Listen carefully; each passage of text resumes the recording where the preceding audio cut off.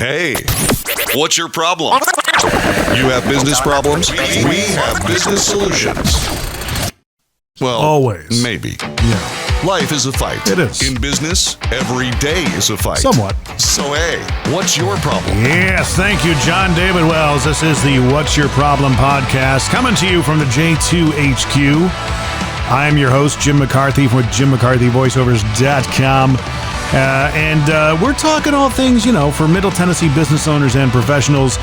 It's always something that keeps you awake at night, because it's always something. This is a video and audio podcast. If you don't want to see my ugly mug, you can always listen. Check us out at whatsyourproblempodcast.com. And today, got an old friend of mine coming through. She and I came up in Nashville radio together. Please welcome to the show, Julie Chadbourne. How are you? Good.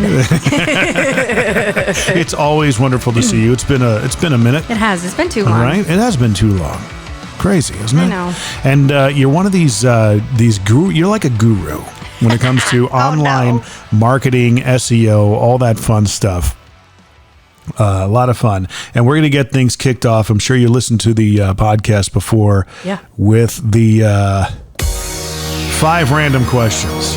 Yes. Let me get them all pulled up here. All right, let's go. I think I would have this ahead of time all prepared, but All right, question number 1. You ready?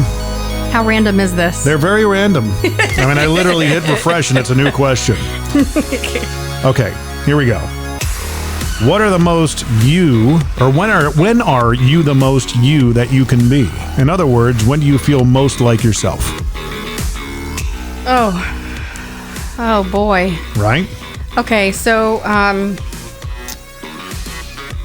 think I always feel the most me, which could be problematic. You do I am your own thing. unapologetically me all the time. It's been an enviable trait of yours that I've always admired. Thank you, Jim. Since I've known you, you've always just kind of This is it. This is what who you Julie get. is. Right. Question number 2. What's happening now that in 20 years people will look back on and laugh about? Oh, my goodness. That's a good one. Everything. Think so? Yeah, I agree. Everything. I think one of the things that we will look back and laugh about is digital currency. I think it will still be here. Right. I just think that the extreme aversion to change and not understanding that monetary systems can grow and evolve and suit the needs of people. I think we're going to look back and laugh at how crazy resistant so many people were to it. Let's earmark that. I want to cover that when we get back to when we're done with this stuff. Let's go. Let me go hit the refresh button again. All right. How different do you act when you are with acquaintances versus people you are comfortable with? Unfortunately, not very different. I'm like, I don't see it there. I've seen you with a multitude of people. Yeah. All right. On a weekend or a holiday, what's the best time of day and the best time of night? Okay, best time of day is... Wait, weekend and holiday? I think so. Okay, sure. So I would say for me, the best time of day is always right before noon, right around 11. Really? Yeah. Is that because like nooners and stuff like that, or I don't know. No? No, I'm not like a napper or anything like that. I don't know, for some reason I am the opposite of a morning person. I am not a morning person. I wish they didn't exist. Right. But I, for some reason, feel like I'm at my best and really ready to fire on all cylinders around that time. Oh, I got you. Question number 5, final question. What are you looking forward to that's happening soon? Everything. Everything. Nothing in particular comes to mind. No, not really. I mean, okay. I'm so easily excitable and throw myself into every single thing I commit to. Right. And everything. That's all you get. Oh, that's all I get. Okay. We'll run with it. Hey, why not? Yeah. Well, thank you for participating. Getting back to what you mentioned before, interesting topic, cryptocurrency. That is a hot topic these days. People talking about NFTs and all that stuff. And there are people that I want to say think they know what they are. There are definitely people who know what they are. Cryptocurrency, I agree with you. The adoption era is still in play. I'm invested in a few cryptos here and there that I've steadily been putting money into. What do you like? Get it. What you got? I did the Shiba at first. Yeah. I put some more in Cardano this morning. Yeah. Crypto.com, HBAR. Okay. I don't know it. Yeah, it's just one that I saw that was coming up, and it's like, it's got like 5 zeros before the first number, that kind of thing. So if it ever pops, then great, Sure, you cost can buy me $50. Just to say, you can buy 1 million coins. Right. I have like 90 million of them. Yeah, that sounds about right. So that's what I'm kind of playing with. I think I'm looking at it as it's the internet circa 1995. It is now. It is. Right? Mm-hmm. Nobody knew what to do with it. Hey, you can put your credit card on it and actually shop on the internet. But, I'm not going to do that right now because it's the Wild West. Yeah. Mm-hmm. I told my mother back in the day, I said, hey, you can go shopping on the internet. Oh, forget it. She was not having it. No, Nope. not at all. Not at all. Yeah, it's terrifying, right? It's crazy. Well, there's still a lot of people that don't understand the stock market and how that works. Yeah. And it can feel very Wild West as well. Right. And, there are also a lot of scams. Anytime you smell, a scammer smells money, they're going to attach themselves to some sort of situation that involves them to profit from that. We still have a lot to understand and know about the use cases for certain cryptocurrencies. Not all cryptocurrencies are backed by an asset or have something of a tangible value. They may not have a purpose other than being fun. But that's okay. That's got to be okay. It's part of the culture. They're kind of dollar alternatives right now. But at the same time, what are we all doing? I mean, it's like the stock market. Yeah. At the end of the day, we want to turn them back into dollars. Exactly. And imagine having in a card where you can leverage the assets you have in your existing stock account to buy things or to get more yield. Cryptocurrency market's so new. There's so many different new technology terms that might not be very tangible and easily understood by folks. I think that's a barrier to entry. But like if you think about right now, you put your money in the bank, and what happens? How much money do you make off of that? I mean, I don't care how much money you have in the bank, but what are you really making off of it? You're not making any money, but the bank's making a ton of money off of it. Thank you very much. But you can just take you can have a basic investment in something like USDT, which is Tether. Mm-hmm. It's dollar backed. It's a 1-to-1 ratio. But you might be able to get, several percentage points yield of, you can basically stake that investment you have and get interest every single month off of it. That's a newer concept. 15% interest. Yeah. Can you imagine if you got 15% interest? Cardano is, I think the staking is 2.5 or something. Yeah. At the moment. Anything you can get, to be honest, is higher than what you're getting from the bank. Right. And so I tell people when they're interested in getting into cryptocurrency, I'm not a financial advisor. I'm a marketer, and I'm an operations leader. I'm not an advisor. But I do tell people who are curious and they want to dip their toe in it and they don't understand what to do. Do your research, look at white papers, figure out what this token is backed by and how stable it is. And if you still can't figure out what you want to do, go put your money in something that's backed by the dollar, like Tether. Right. And just let it sit there like you'd let it sit in a savings account and sign up for the rewards, the yield, get that interest generating, and you're never going to lose money on that because it's stable coin, and it's a really great safe place to start to make some money. Right. What are you into? What do you like? Oh my God. I'm into too much right now. Really? Even for my taste, I'm high risk, high reward sort of person. That's how I live my whole life. Right. But I have a little bit of a lot of things. I definitely have at least 20 something different coins. So I've got some fun meme coins. I've tried to get into the culture side of it. I've got some Shiba.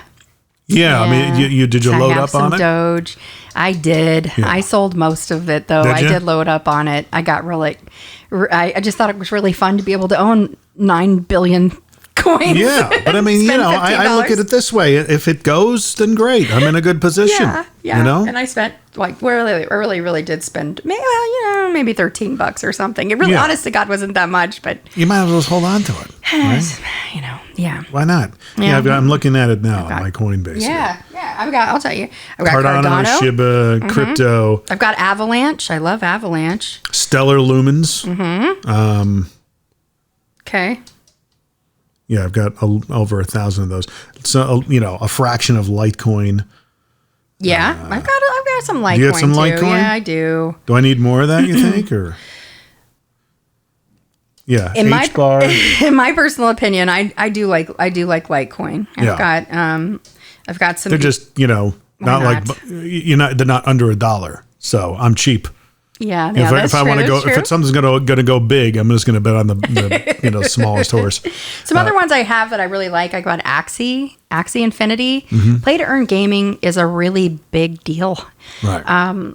We can talk about NFTs if you want to, but NFTs are something that I think are it's extraordinarily misunderstood. And Axie Infinity is a game, okay, and gamers can play to earn tokens. Token is an NFT, right? So anyway, play to earn these tokens that can be redeemed for things inside the game. It's really a cool concept that you are going to play something, and in exchange for your achievements, you earn something. Right. So anyway, Axie has their own token, and they're the biggest. And it doesn't necessarily mean you should get involved because they're the biggest, but I just really believe in them. I like Axie a lot. I think I feel like they've got some solvency and some stability. They survived actually a major hack. Right. The network, a bridge that their company was using was hacked this year. It's one of the biggest of all time. Right. 610 million. And I feel like you survive that, you've got something. It's just amazing to me. The first time I got into it was 2018. I bought a bunch of Ripple. Oh, did you? Yeah. Okay. Now I can't do anything with it. Well, you can still own it. I totally own it, but I can't sell it or I can't buy it anymore. Yeah, I know. That's until crazy. the case is settled. Yeah. So. Yeah. Do you have Ripple? I don't have any Ripple. No. I've got Bitcoin. Yeah. I bought Ripple at over $3 a friggin' coin. Wow. Yeah. Now it's like 89 cents. Wow. Well, yeah. Yeah, that sounds about right. But they're still here. They're still here, though. It's okay. You never know. I mean, if you are a traditional investor and you study the market, you look at some of the bigger players like Amazon and Google. I mean, those stocks, they swing. Yeah. We were talking about the pendulum earlier. I mean, looking at the highs and lows and within the day, not just the year, but I mean, they swing hundreds of dollars. I mean, investing is not for everyone. I'm a major hodler. Yeah. Major hodler. Yeah. I am too. And when it comes to the stocks that I feel like I know really well, and then for some reason, it's just paradoxical thinking, if that's a word. I don't. For things that I don't know very well, I will run head first into it, or aping as they call it. Right. I'll ape into it, and but because I really didn't I had the emotional connection, it caused me to want to buy, but I didn't really truly believe it. Right. I don't hodl at all. I'm gone. I'll sell it so fast. Now I'm going to try and explain what NFTs are. You tell me if I'm right or wrong. All right, let's go. Okay. NFTs are like, let's say, for example, I want to build a car, but I want to piece out each of the car, like the tail light you can own, and make it an NFT. And in perpetuity, as long as you hold on to that NFT, you're the owner of that tail light. Yeah. Does that make sense? Yeah. Yeah. I still can't make sense of it in my head, but okay. It's fractional ownership of a larger item, I guess. I think that is one of there are many use cases for NFTs. Right. NFTs, the worst name ever, by the way. Can we at least agree that non-fungible token does not roll off the tongue? NFTs sounds cool, though. Way better. It's intriguing. Yeah. The word non-fungible, like, stop. What does fungible even mean? Stop. The first time I heard about it was on Rich's show when Rich and I were doing an interview with a guy, and he was doing something with music and NFTs, and Rich and I are going, NFT? What the hell's an NFT? Yeah. That was like maybe a year ago. Yeah. It's nuts. It's nuts. Yeah. It is nuts. Yeah. Man, I mean, they have had quite the rise. Yeah. It's not going away. You don't have something that goes and makes $41 billion in a year in industry and just disappears. The media has really latched onto one use case in the digital art market. Right. You got to understand that the art market, in the traditional art market, is plagued with issues, right. transparency issues.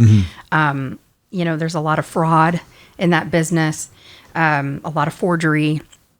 The industry itself needs help pretty desperately, and it's and fine art has a value. Precious metals, they have a value, and so one of the interesting use cases for NFTs when applied to digital art is the idea of transparency, being able to own something and trace the ownership, the authenticity of that piece through its entire life. That's not for everybody. That's okay. But there are a lot of other use cases for NFTs.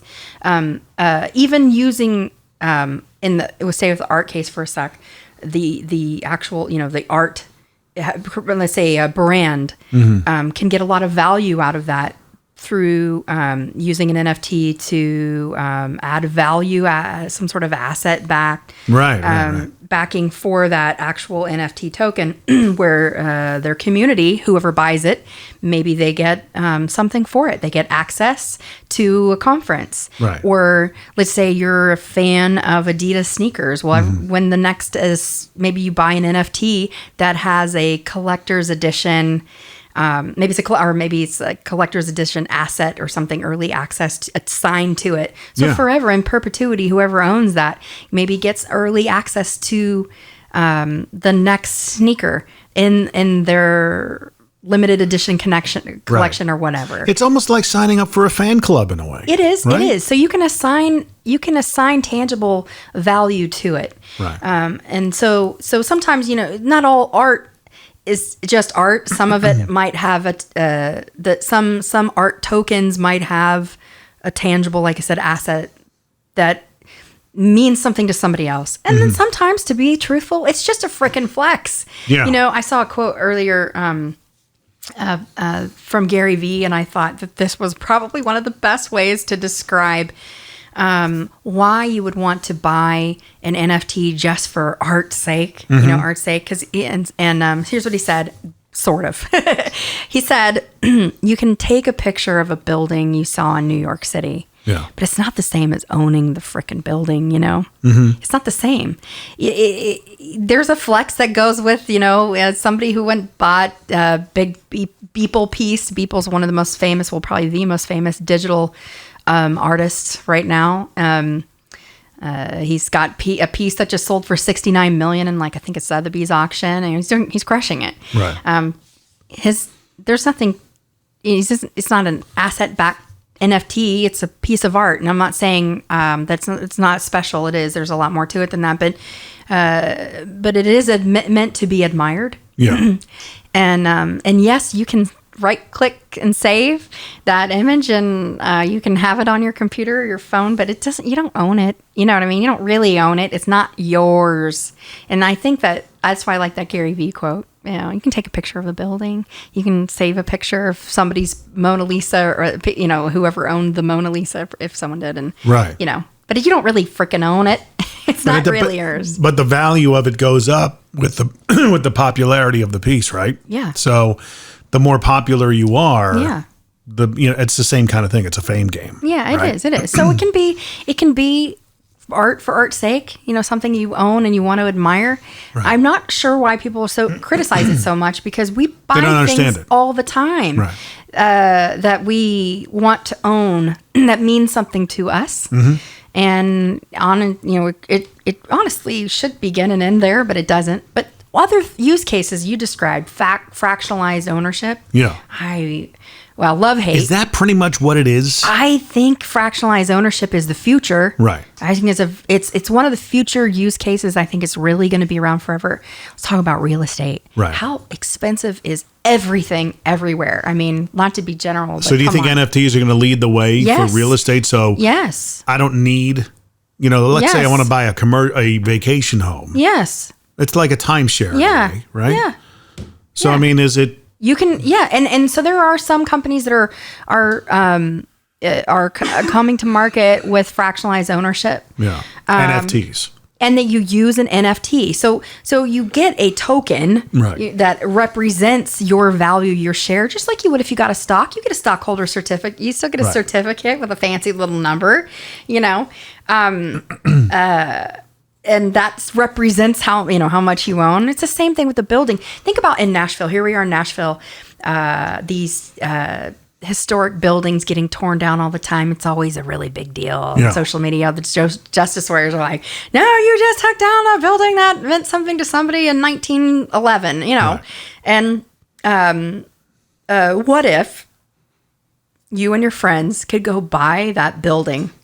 Mm-hmm. What if you could? And you can do that through fractional ownership with NFT. You can start I have a DAO, another awful name, decentralized autonomous organization. Doesn't roll off the tongue. Oh my gosh. Yeah, it's terrible. DAO. Let's just call it a DAO, right? Right. DAO. So you can use a DAO, and you can have, and the members of that DAO, think about it as crowdfunding. You're basically crowdfunding. That's what it sounds like. It is what it is. Yeah. So you can use that and assemble people, like-minded people who want to go buy something. There was a DAO that tried to go buy a constitution. Actually, they bid, and they were the highest bidder, but there was a concern that they may not be able to maintain the constitution. Right. But you can assemble a DAO or crowdfunding to go buy a building, go buy that historical building with your friends downtown that you don't want to see get destroyed. Just a matter of, hey, we're doing this. Do you want in? Yeah. And then, you can go ahead. Right now, the DAO is priced at Exactly. $8 a coin or whatever. Right. That's right. And you get a coin for it. Yeah. And you own it. Yeah.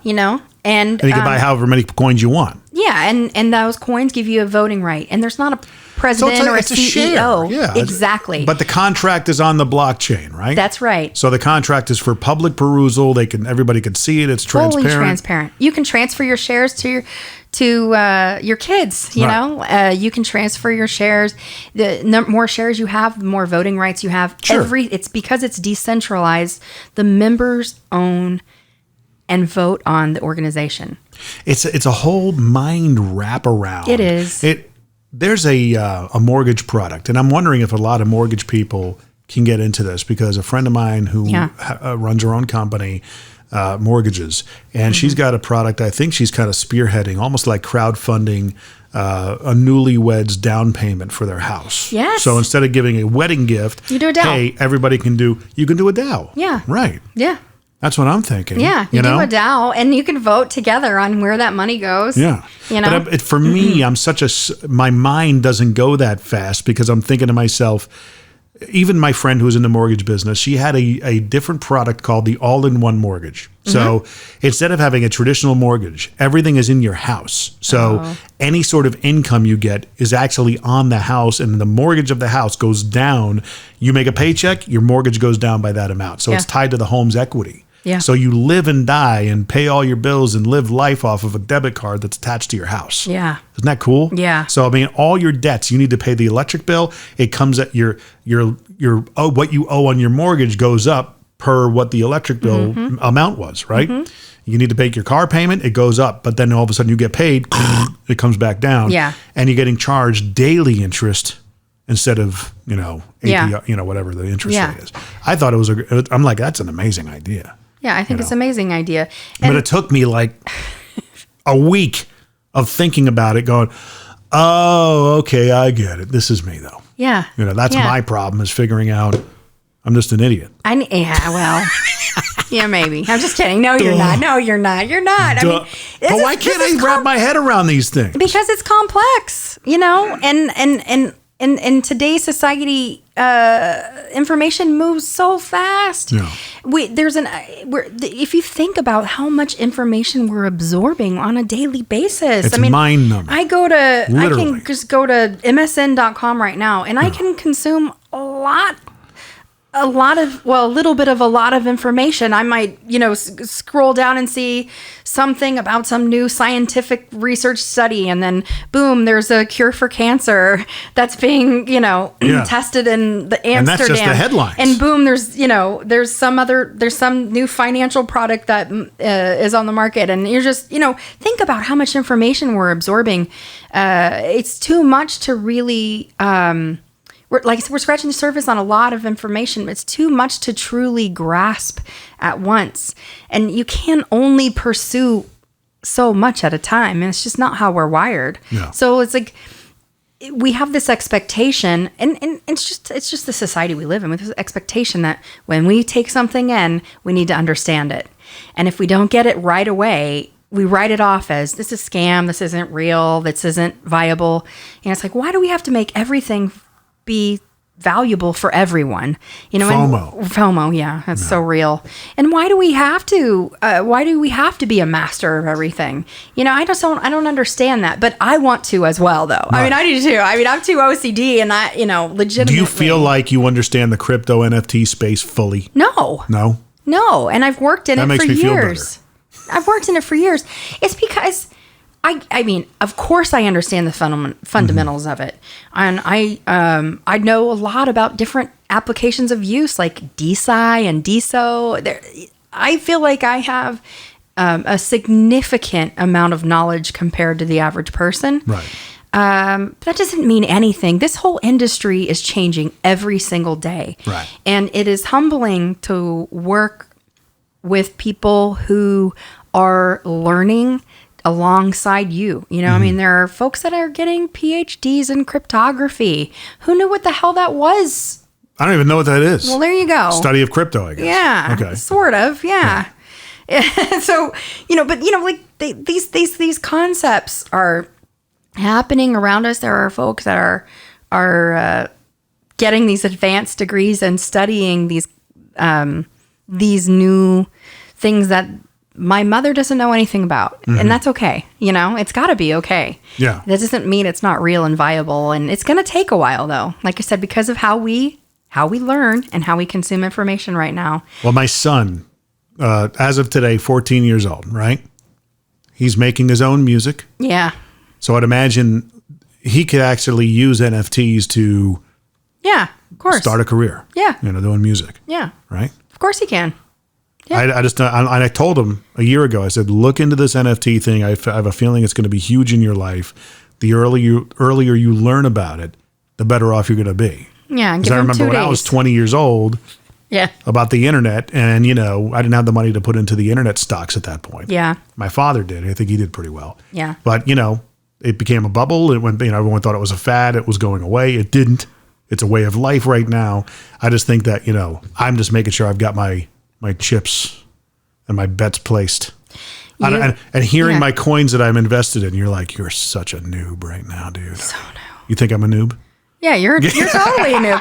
But who isn't? Because I'm like, well, you got to buy it on a decentralized exchange. Okay. Whatever. I don't know what this is what I'm saying. You can't buy this on Coinbase. You got to buy it on Coinbase Wallet. Oh, I hate that. Let me go to the freaking wallet. It's 37-step You got to buy this kind of thing, and you got to have this much fuel or gas, and oh god, it's just right. These are major barriers to entry, though. It is, and you got to be you got to be really into it in order to get someone said Shib Doge is the next, that's going to be the big thing. Yeah. You look it up, you can't buy it. You got to freaking you got to jump through 8 different hoops to freaking buy a damn coin. Yeah. And figure out how to do it, I know. Put your money in all these different, you got to go here and buy this coin and then bring it over here and convert it to that coin. I'm like, oh gosh. That's right. And if only freaking saw me in half. If there was a place, right? If you could just go to a place, a website that just says,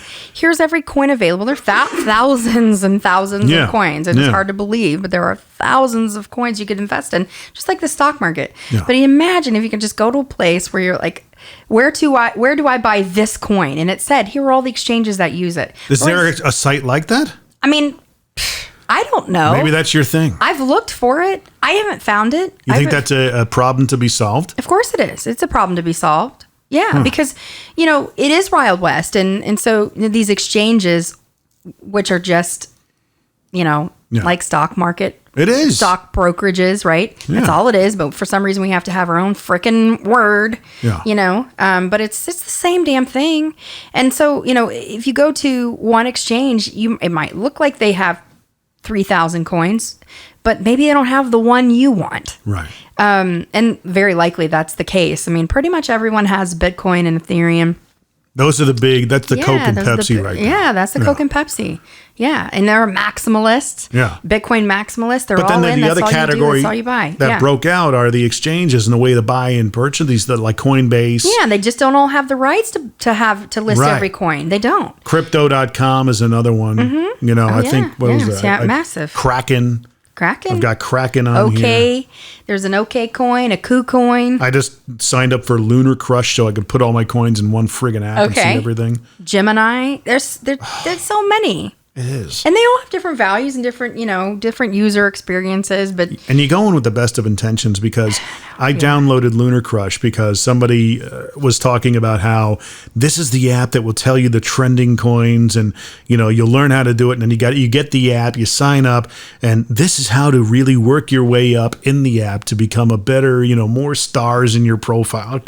Yeah, whatever. The friggin' time for this crap. Yeah. It's like, just show me how to freaking, E-Trade. Figure out what E-Trade did. All right? Just do that. Exactly. Yeah. And, it's very likely that a lot of these exchanges and this industry was very much built by technologists, not user experience pros. They're not doing the user journeys like we used to do. They're not mapping all that shit out on the wall, thinking about as soon as that how do we happens, take them through. It will transform it. It'll transform it, but then it'll be too late. I know right now. Oh my God, that's so true. But you missed the vote, man. Yes, Everybody's jumping on now. It's done. Yeah. But you know what? If you figure out a way to get in now, like, I figured I had to jump through the hoops back in 2018 to put $100 into Ripple. Yeah. Because I saw something on Twitter or whatever that said that Ripple is the next coin, and blah, blah, Ripple. Okay, fine. Yeah. Let me look it up. Let me figure. And I spent an hour just, how do I buy Ripple? Yeah. Well, you got to go into, I think it might have been Kraken. I don't know. Yeah. But I had to go through 2 or 3 different steps. Oh, yeah. To convert different currencies to finally get to the fucking Ripple. Yeah. Pardon my French. Yeah. And it's like, okay, I did it. Yeah. And then you got to do a, verify your freaking 2-step auth and do the freaking thing. And you got 15 seconds to verify oh God. It protects you, the 2-factor authentication. I get it. I don't have to do that to buy stock. I don't have to even do that to buy stock, but I do like the extra level of security. But my God, it needs to be fixed. I mean, it's too convoluted. Yeah. But if you think about the law of diffusion of innovation, another horrible term, but for a very valuable premise. Yeah, it's the bell curve. That's right. The bell curve that shows us where we're at, where do you think we are?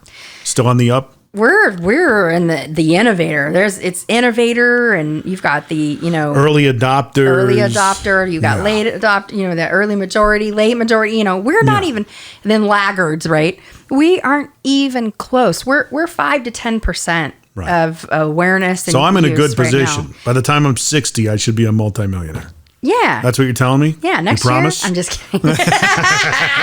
Same age, whatever. Make this go on record right now. Julie said. No. But, the thing is, though, I just feel like if you look at how much money is being spent, how much money is being made, I mean, the benefits that some countries are actually adopting cryptocurrency as an example as their own currency. Their currency's already been smashed. It's just smashed. Like El Salvador. I mean, their native currency is garbage. It's worthless. Right. And they needed help. They needed a restart. And now they're using Bitcoin. Right. They're using volcanoes to mine for the power. Mine Bitcoin. Yeah. To provide the power. Yes. To run the computers. Yeah. When a friend of mine was telling me, he says, look, you just need to start mining. I'm going, you're speaking Greek, dude. Yeah. You just need to have the power, and I'm like, oh, I don't think know. You can get these they're called little mining rigs, little machines. Yeah, they're adorable, and you look USB, plug it in your computer. It uses a ton of processing power, and that is a mechanism for a hobbyist. Nothing wrong with that. But in using it in that way is going to take you forever to mine a coin. Mm-hmm. Well, if you mine a Bitcoin, you're doing pretty well. I think so. It depends on How do you mine a coin though? I mean, where is it? It's a computer processor. It's a system that happens on the computer. It's an application that's running this algorithm over and over and over again. And places that token on the blockchain. Create after a certain period of time, a token is created and it exists. It's not something you're physically It's not like some hacker you imagine with a trench coat over their head. Not like the 1996 movie with Angelina Jolie. Remember that movie? Yes. When they're running through the subways. Yes. That was the hacker mentality in the community. That's right. That's what they looked like. That's what they look like. Yeah. That's right. They're badasses. So badass. It's just not like that. You're not having to. They went to the pay phones with the little cradle. You had to put the phone on the cradle and and it was so cutting edge. Those people are like in their 50s now and they're freaking ancient. Yeah. It's crazy. Yeah. Well, that's how you do it. You don't have to physically do it. I know. You're not sitting there with a pickaxe freaking chopping away at something. No. So technology-wise, you and I talked about the pendulum. We're big fans of the book and everything. A lot of the early voices that are in the wilderness, right, that they talk about in the book, we should start seeing them right now. The technology of crypto, I have a feeling is going to be a big part of that. I do too. Moving forward in the next decade or so. Yeah. But with that being said, no, that's not what I wanted. Oh, here we go. What's your problem? This is a podcast where we try and figure out what your problem is, but I mean, it's like you're solving my problems. You know more about. I've got a lot of crypto problems. But what problems are you having these days? Anything? Yeah, probably. Just want people to understand crypto better, or no? No. I mean, it's just one of many things that I do. I'm a storyteller. We talked about this. I'm a storyteller. Mm-hmm.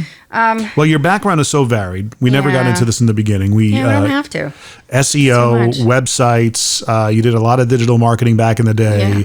We did the marriage of radio and digital back in the day. We built something so cool, didn't we? We did. Worked with really cool people. Yeah. Made a lot of fun videos. Oh, so fun.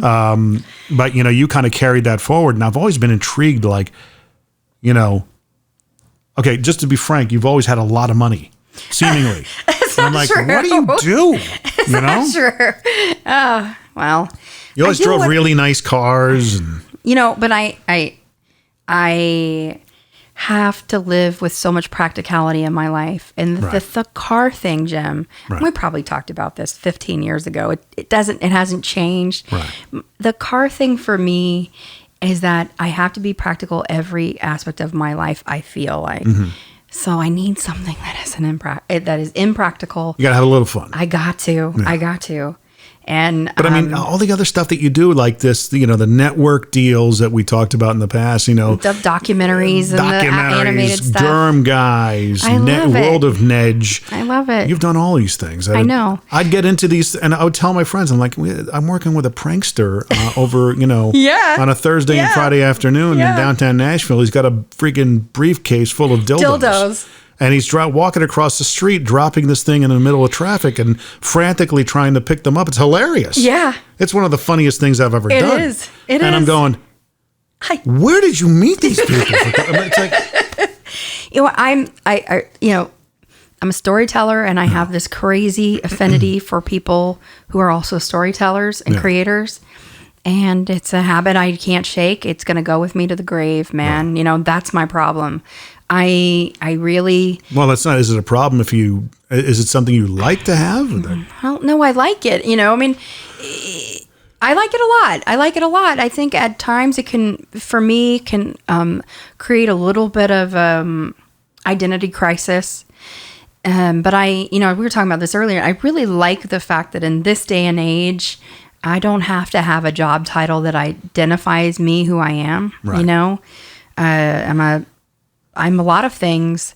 They're all rooted in me being a, creator and a brand lover and a storyteller. Do you think the world is more accepting of the multitude? People like you and I, yeah. Right, because I juggle a lot of things. Yeah, I hope so. But it's like, it used to be that you couldn't be an operations expert and a marketing expert, a brand. You couldn't be both a left and right brain person, but I am. You are. Mm-hmm. It's, to me, I don't think it's fair that you have to put yourself in a box. I know that we need to form emotional connections. We need to figure out what we have in common. We need to figure out what our interests are so we can form those tribes. Yeah. I get it. For somebody like me who's a high B, I will be wherever you want me to be, as long as I believe in the story that you're trying to tell, and I will fill that brand or operationalizing role to help you tell that story. And I don't know if it's a problem. It feels like a problem for me sometimes, because it still sometimes feels like I'm being pulled in a different direction. I have tried to work exclusively in operations, and I was miserable. I have to have my hand on something. I got to at least have a seat at the table where at least I'm listening to creators or talking to them. Right. I tried to work only in marketing, and I was miserable, even though working on big projects and things that felt meaningful, but I didn't feel fulfilled. So I don't know. The only challenge I have with that is that my early introduction to marketing was through the recent Trout books, 22 Immutable Laws of Marketing. Yeah. And that was huge in the radio space. And we used a lot of those principles for marketing the radio stations and such. The only challenge I have with me is the fact that, okay, what's my big idea? What's the word in the mind that I own? Yeah. And that's... Since I've gone on my own, doing my own thing, being self-employed, a lot of what I do are podcasts, voiceover, video production, things of that nature. But at the same time, we're doing lighting, and I doing the marketing for our company, doing lighting and stuff like that. But this company may evolve into other things. You got to pivot. You got to evolve. Yeah. So when I tell people, I almost sheepishly, I always start off, on one hand, I do this. And on the other hand, I do that, and it's, to me, I'm like, there's power in focus. There is, but Simon Sinek has this philosophy of start with a why. Yeah. And I would say that it is one of the most frustrating things for me trying to help small businesses and even individuals trying to figure out what that thread is. Mm-hmm. What's the thread or the narrative or, in the story you're trying to tell personally about yourself or professionally about your company. And I think starting with the why is a really big deal, because if you figure out what gets you out of bed in the morning, you will find a thread amongst every single thing you do. Yeah. And I like to also marry that with archetypes. Yeah. I'm obsessed with the hero and the outlaw. Big businesses have known this for decades. Small businesses just don't get it. They might think they know a problem they're trying to solve, and they rush to market and do it, and then they don't really understand why them, why now. It's not ever really about the how or the what. It's really starts with the why. What is your passion? What's unique about you? What causes you to want to take action on something? It's not as tangible as you think it is. But if you really spend some time thinking about it, you'll find it. You might be the hero. You might be a hero archetype. Your why might be because you like to solve problems for people. That sounds oversimplified, but there is a thread. There is a thread. There's totally a thread. They're not unrelated. How are we doing on time? I know that you got to get out of here. We're doing good. We're doing fine. Yeah, we can wrap, but we're good. Yeah, but the common thread in making it make sense for other people, which is the important part. And as marketers, we got to always keep that in mind. Yeah. It's not about us, it's about them. That's right. But over time, I think as a lot of people that know me and understand me, it's the new people that go, wait a minute. But, I was on Brad Lee's podcast in November. Yeah. Right. And, he says, well, on one thing, he did the voiceover for my podcast. Yeah. And he gave me a big plug. And then on the other, he says, but you also do lighting. I'm like, yeah. Because you're talking about the how and the what. I know. You're not talking about the why, Mm-hmm. You're just talking about the why. You got to think about when you introduce yourself about why you're doing what you do, Right. not the how and the what, because the truth is the why is what forms that connection with people. It's what makes you unique, and it never changes. It will never change. Wow, you dropped some bombs here. What? You are. I miss talking to you, Jim. I'm glad you had me. Thank you. You are dropping some bombs. I gotta see, We have to have some sort of a sound effect for that. Yeah, we do. We'll do that. I don't That's know why we're not a doing bomb, that. but It's like the sexy bedroom bed. well, Dropping bombs. That's right. Every single podcast, I always have to bring these beds into play for some reason. So what else are you doing? What else is going on with Julie Chadbourne these days? That's about it. That's about it. That's about it. Any other big news you want to disclose? It's yet No. to be determined. No. Gotcha. No big news. Gotcha. No. Keeping it under my vest. Yeah, I get you. I get it. Don't want to jinx anything. Nothing. Yeah. But I mean, what are some of the more fun projects you've worked on that come to mind? So much. Do you so miss much. Jack FM and all that stuff? I loved working there. Are you Right? serious? I mean, that was such a unique opportunity to build that agency and bridge the gap between the radio and the digital world. Wow, what a great opportunity. Oh, yeah. Yeah. I mean, and whenever you can surround yourself with great people who, wake up every day feeling a sense of purpose and want to create something unique and different or whatever, you surround yourself with people that inspire you. Yeah. It's everything. It's Yeah. everything. I love that. We definitely had a lot of different personalities working Yeah. in that place. Yeah. I mean, I've had a production company with my business partner, Brian Beasley. Yeah. And we've got a lot of shows in development, and I love it. I love it. And I may never be able to say that I made my living on that, not to say that we haven't, had some success and stuff, but man, I love it. It's so inspiring to work with, folks, animators who specialize in making lighting effects. Yeah. Like, what the hell? This is incredible. It is quite amazing. There are people in animation that specialize in hair. Everything. Right. The foot, the joints. I mean, everything. But they're passionate about it. They love it. It gets them out of bed in the morning, and that makes me really excited. Excited. And I don't know. I'm loving it. Yeah. Who knows what will happen? We've had some good success. We've been recognized. We won a film festival. That was pretty cool. But I just